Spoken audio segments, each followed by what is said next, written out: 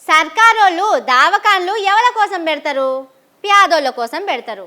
అలా తాన పైసలుండే కాబట్టి పెద్ద పెద్ద దావకాన్లకు పోలేరు. అందుకే సర్కారోళ్ళు దావకాన్లు పెట్టి ఫ్రీగా ట్రీట్మెంట్ చేస్తారు. డాక్టర్లకు పెద్ద పెద్ద జీతాలు ఇస్తారు. అసొంటప్పుడు వాళ్ళు చక్కగా పని చేయాలి కదా. కానీ ఏం చేస్తున్నారో చూడండి.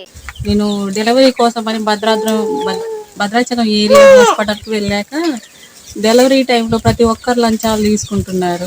అంతే, ప్రైవేట్లో అయితే నొప్పి రాదు, గవర్నమెంట్లో అయితే నొప్పి వస్తుంది అని మాట్లాడింది. ఎవరు పట్టించుకునే నాదుడే లేరు అక్కడ. అంతా వాళ్ళ ఇష్టరాజ్యం అయిపోయింది.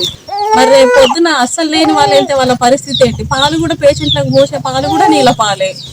ఆ ఫుడ్ సరిగా ఉండదు. ఎవరి ఇష్టం వచ్చినట్టు వాళ్ళు లోపలికి ఎవరు పడితే వాళ్ళు వచ్చేస్తున్నా పట్టించుకోరు.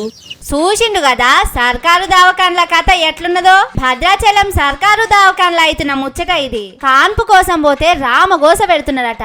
అసలే నొప్పులతోని పానమంతా పుండోలనే ఉంటది. మీదికెళ్ళి డాక్టర్లు, అక్కడ పనిచేసే నర్సమ్మలు సూటిపోటి మాటలతోని సూదులు పట్టి పొడిచినట్టే చేస్తుండట.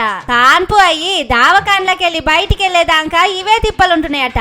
ఇదేందని అడిగితే గంతగనం తిప్పలైతే ప్రైవేట్ కు పొమ్మని పెద్ద డాక్టర్ ప్రమీల మేడమే బెదిరిస్తున్నదట. ప్రైవేట్ కు పోయేటన్ని పైసలుంటే మీ తానికి ఎందుకు వస్తారు?